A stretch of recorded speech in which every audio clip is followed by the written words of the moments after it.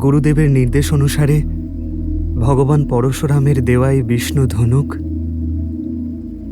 আপনাকে সমর্পণ করছি। ধর্ম রক্ষার্থে যদি কখনো প্রয়োজন পড়ে, আমি এটি আপনার থেকে আবার চেয়ে নেব।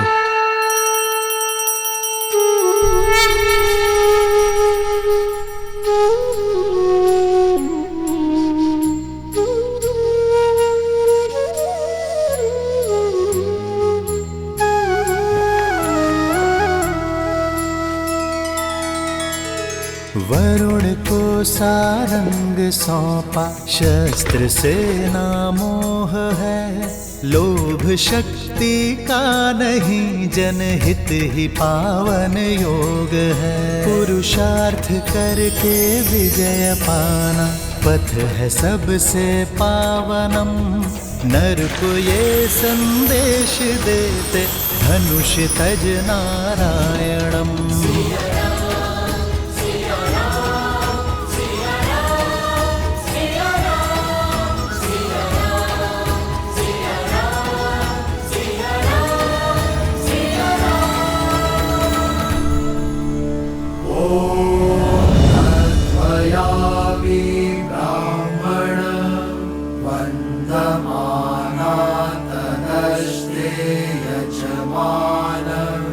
हविरभिः अहदमना वरुणेः, प्रड्युरुषगमसमान आयुः प्रमुषेः।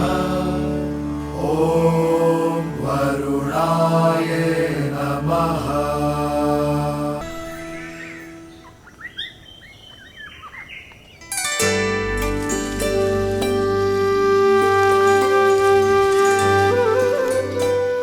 দাদা, মিথিলা কি সুন্দর নগর, তাই না? আর তোমার একটু বেশি সুন্দর লাগছে যখন থেকে স্বয়ম্বর হয়েছে তখন থেকে। পার্থক্য আছে লক্ষণ। আগে মিথিলা শুধু একটি নগরী ছিল, এখন গৃহে পরিণত হয়েছে।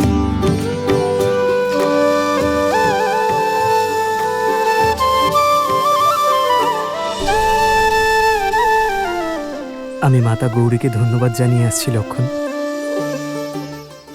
দেবী সীতাকে প্রথম এখানেই দেখেছিলাম। ঠিক আছে দাদা।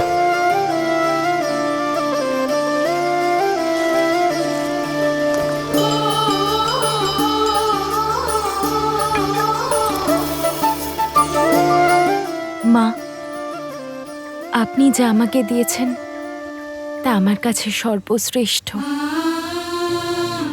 সেটাই দিয়েছেন যা আমার মনে ছিল। আপনাকে মন থেকে ধন্যবাদ জানাই মা। আপনার আশীর্বাদেই সম্ভব হয়েছে যে স্বয়ম্বরে এক মুহূর্তের জন্য নিরাশ হইনি আমি। ধন্যবাদ মা। মায়ের আশীর্বাদ দুজনের উপরেই আছে, তাহলে একজন কেন ধন্যবাদ জানাবে?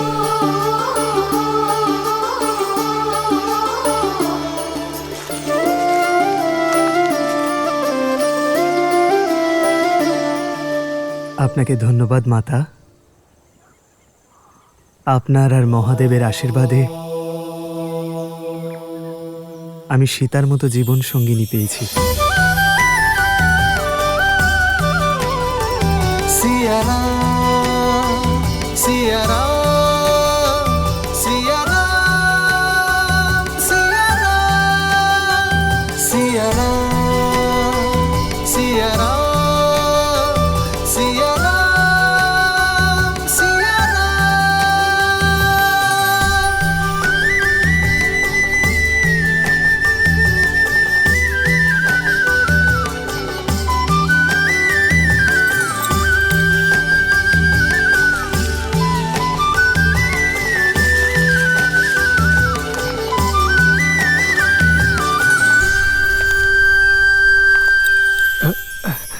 আপনি আমার চরণ স্পর্শ করছেন কেন?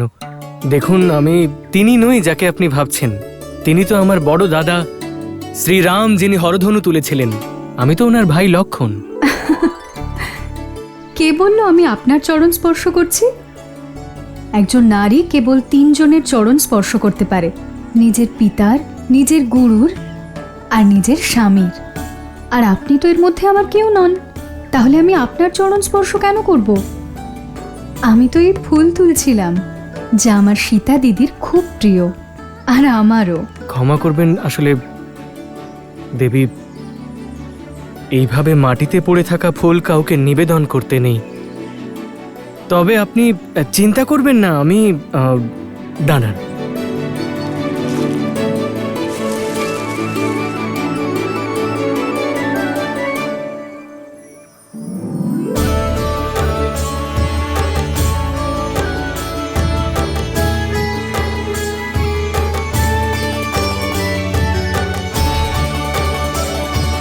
আপনার জন্য না, সীতা বৌঠানের জন্য।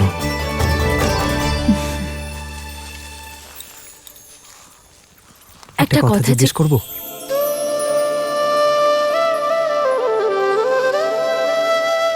প্রথমে আপনি। না, একজন নারী হিসেবে প্রথম অধিকার আপনার। যথাজ্ঞা। তাহলে বলুন, জ্যা পড়াতে আপনি সবার শেষে কেন এলেন? কারণ গুরুদেবের আদেশ ছিল। কিন্তু যখন কেউ জ্যা বাঁধতে পারছিল না, তখন আমি আপনার চোখে চিন্তার ছায়া দেখিনি। কারণ মা গৌরীর আশীর্বাদ ছিল যে আমি আমার মনের মতো স্বামীই পাব। বড়মাল্য পরানোর সময় আপনার চোখে একটি ভাব দেখেছি, যেন আপনি জানতেন বিজয়ী আমিই হব। কারণ আপনার বিনয় আর করুণার সংবাদ আপনি এই মিথিলায় আসার আগেই মহাদেবের সংকেত হয়ে আমার কাছে পৌঁছেছিল। যদি গুরুদেব আমায় মিথিলায় না আনতেন তবে? আনতেই হতো, কারণ উনি ব্রহ্মর্ষি হলেও মহাদেবের ইচ্ছে আর মা গৌরীর আশীর্বাদের ঊর্ধ্বে তো নন। আমাকে না জানা সত্ত্বেও আমার উপর এত বিশ্বাস? ভূমি থেকে জন্মেছে আর্য, একবারেই বুঝতে পারি যে কার হৃদয়ের ভূমিতে বিশ্বাসের জন্ম হওয়া সম্ভব। মহাবলী লঙ্কেশ যখন প্রয়াস করেছিলেন, তখনও কি আপনার ভয় করেনি? না, কারণ 8 বছর বয়সেই আমি ওই ধনুক উঠিয়েছিলাম। খুব ভালো করে জানতাম যে ওই ধনুক কেউ বাহুবলের দ্বারা তুলতে পারবে না। কিন্তু ওই রাক্ষসের চোখে আমি অপমানের লজ্জা দেখেছি, পরাজয়ের গ্লানি দেখেছি। ওর চোখে আমি আমার প্রতি এক কুৎসিত দৃষ্টি দেখেছি। দেবী কি তাতে চিন্তিত? এখন আর না, কারণ আপনি আমার সঙ্গে আছেন। আমার বিশ্বাস, যতক্ষণ আপনি আমার সঙ্গে আছেন, কেউ আমার ক্ষতি করতে পারবে না। আপনার এই বিশ্বাস রামকে আরো দৃঢ় করে তুলছে দেবী। আমি ধন্য হয়েছি যে আমি শুধু জীবন সঙ্গিনী নয়,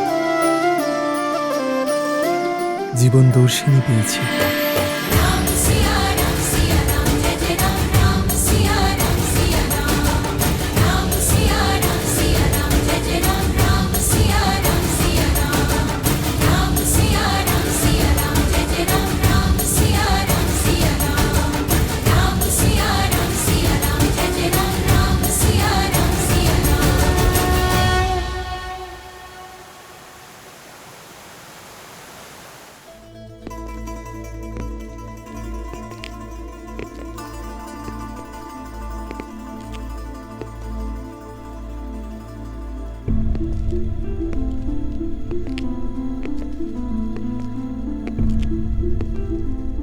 শেষ পর্যন্ত আমার আশা পূর্ণ হয়েছে দাদা।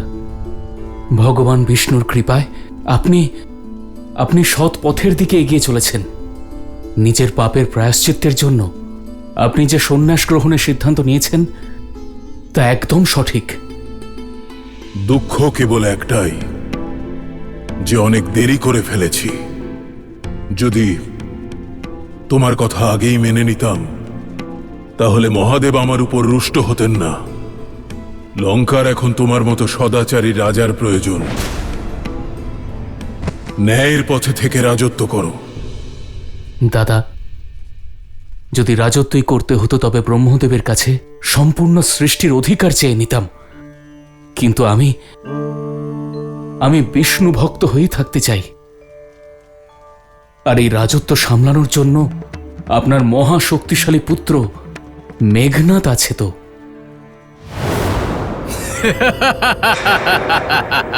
অদ্ভুত, দেখে মনে হচ্ছে যেন লঙ্কায় বিদূষকদের সভা বসেছে।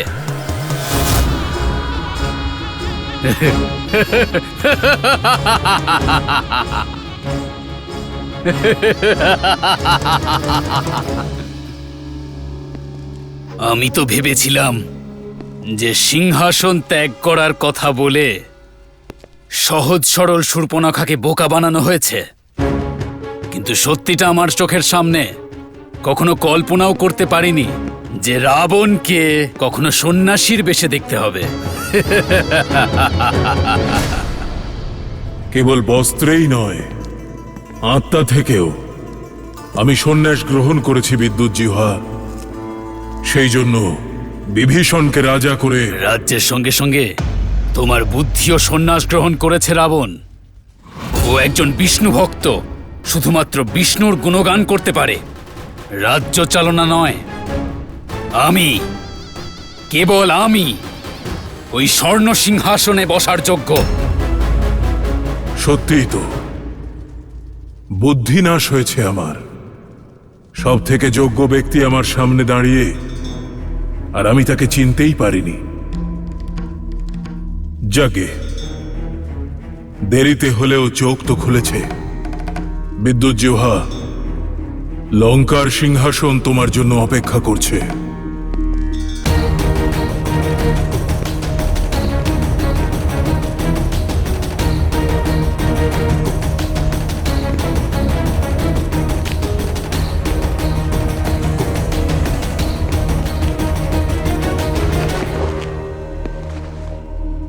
তুমি আমার সঙ্গে ছলনা করছো না তো রাবণ? এক সন্ন্যাসীর উপর এমন সন্দেহ বিদ্যুৎ জিহ্বা?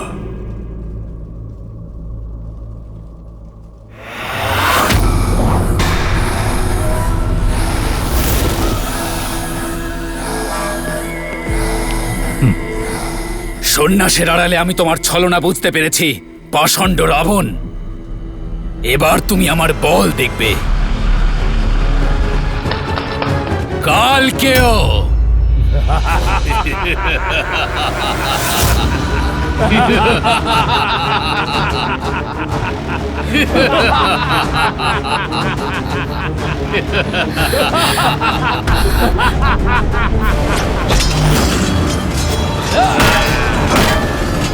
বাঁচাও, বাঁচাও, পালাও, পালাও, বাঁচাও, বাঁচাও, বাঁচাও, বাঁচাও, বাঁচাও, বাঁচাও, বাঁচাও, বাঁচাও। বন্দি করে নাও ওকে। আমাদের বুহে আটকে পড়েছে ওই দশানন। লঙ্কা আমার, বুহ আমার। আটকে পড়েছ তোমরা বিদ্যুৎ জিহ্বা। শনি যার চরণের দাস, তার সিংহাসন লাভের আশা অসম্ভব বিদ্যুৎ জিহ্বা। আজ লঙ্কার স্বর্ণ আভায় তোমাদের রক্তের লালিমা মিশে যাবে। হর হর মহাদেব।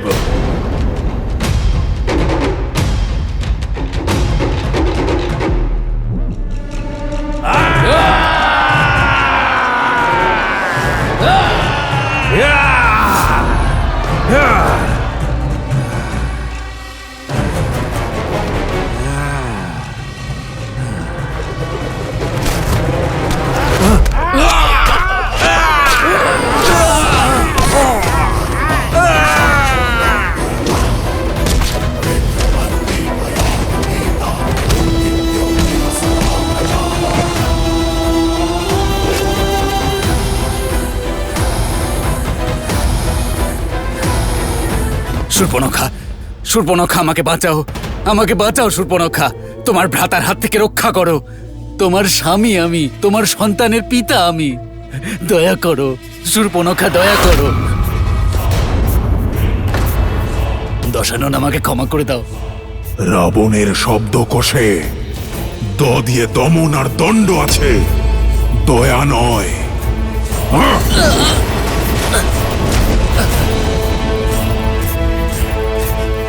ক্ষমা করুন, ক্ষমা করুন দশানন আমাকে। আমি কেবলমাত্র উপহাস করেছিলাম। আমার শক্তি নিয়ে যারা উপহাস করে তাদের চন্দ্রহাস উত্তর দেয়।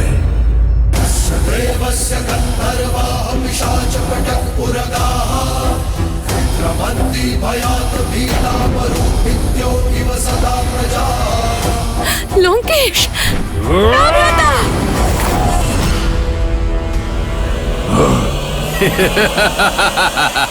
মুষ্টিমেয় কিছু কালকে ওকে বধ করে নিজেকে সর্বশক্তিশালী ভাবছো মূর্খ দশানন। মায়া যুদ্ধের মহারথী বিদ্যুৎ জিহ্বাকে হারাতে তুমি পারবে না। নিজের মায়ার দ্বারা যখন ইচ্ছে তখন পাতাললোকে গিয়ে অগণিত মায়াবী কালকে ওকে আনতে পারি আমি। রাক্ষসদের রক্ষার জন্য ওই মায়াম রাক্ষসাম জয়গান করা ভুলে যাও তুমি। নিজের সুরক্ষার কথা ভাবো।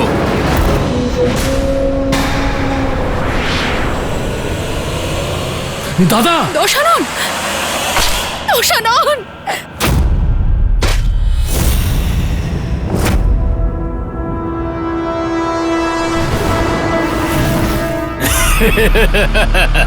আর শূর্পণখা, তুমি নিজের স্বামীর সাথে বিশ্বাসঘাতকতা করেছো, নিজের স্বামীকে হত্যার ষড়যন্ত্র করেছো। কিন্তু আমি আমার প্রতিজ্ঞা ভঙ্গ করব না। তোমার ভ্রাতাকে হত্যা করে তোমাকে বানাবো লঙ্কার পাট রানী। এখন গেলাম পাতাল লোকে। পাতালে গিয়ে লুকাও বা রসাতলে। তুমি আমার হাত থেকে বাঁচবে না বিদ্যুৎ জিহ্বা। 10টি লোকের অধীশ্বর রাবণের পরবর্তী লক্ষ্য হবে পাতাল লোক। তুমি যেখানেই লুকিয়ে থাকো আমি ঠিক খুঁজে বের করব, আর তারপর ধীরে ধীরে তোমার প্রাণ হরণ করব।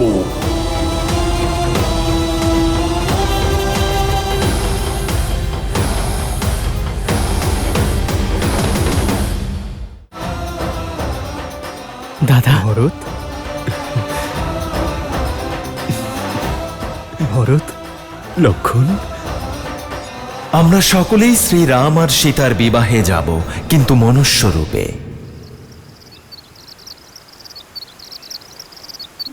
দূতেরা বার্তা পাঠিয়েছে লক্ষণ। পিতা যে কোনো মুহূর্তে এসে পড়বেন। আমাদের দেখে পিতা কতটা আবেগপ্রবণ হয়ে উঠবেন, তাই না দাদা? বোধহয় পিতা এখানে চলে এসেছেন।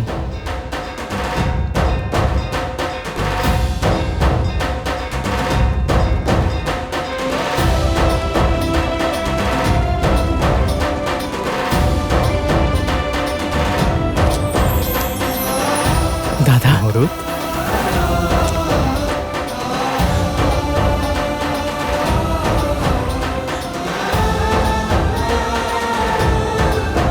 ভরত,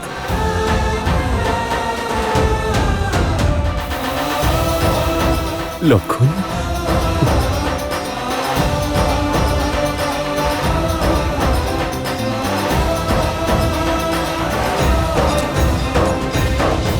ভরত, এত শীঘ্র?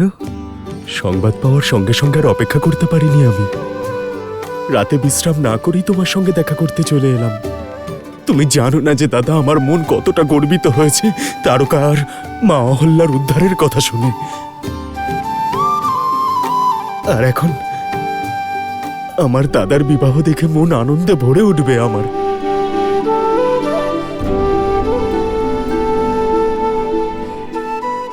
আর আমার মন তোমাকে দেখে আনন্দিত হচ্ছে ভরত। দাদা,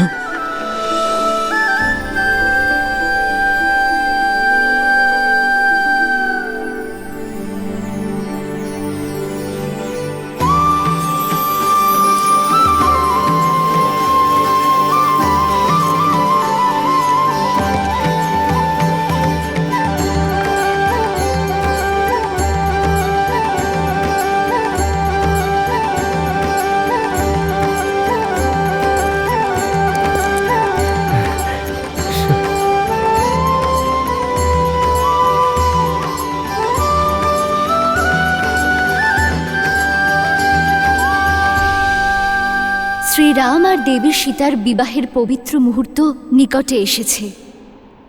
অযোধ্যাবাসীরা মিথিলায় পৌঁছেই যাবেন। আমরা কখন যাব মহাদেব?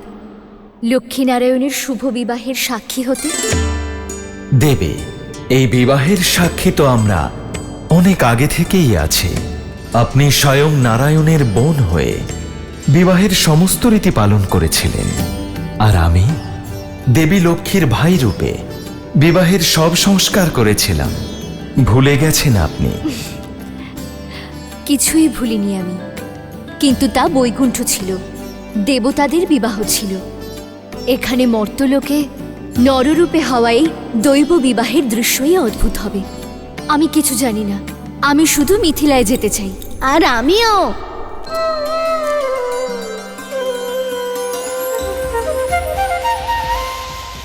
অনেকদিন হয়ে গেছে পেট ভরে সুস্বাদু ভোজন করিনি। কেমন কথা বলছো গণেশ? সমস্ত পূজা অঞ্জলি সবার আগে তোমাকেই তো অর্পণ করা হয়। সেটাকে আবার ভোজন বলে নাকি? আমার পেটের একটা কোনাও ভরে না তাতে। মানুষ বড়ই ছলনাকারী মাতা। ভোগের নাম করে একটুখানি আমার সুরে এসে লাগিয়ে দেয়, আর প্রসাদ বলে নিজেরাই সব খেয়ে নেয়। কিন্তু এই বিবাহে গেলে আমরা আমাদের মনের মতো সুস্বাদু ভোজন করার সুযোগ পাবো মাতা। দেবী, আমাদের সন্তান একেবারেই ঠিক বলেছে। তাহলে ঠিক আছে, আমরা সকলেই রাম আর সীতার বিবাহে যাব, কিন্তু মনুষ্য রূপে। আমরাও এই বিবাহের সাক্ষী হতে চাই প্রভু।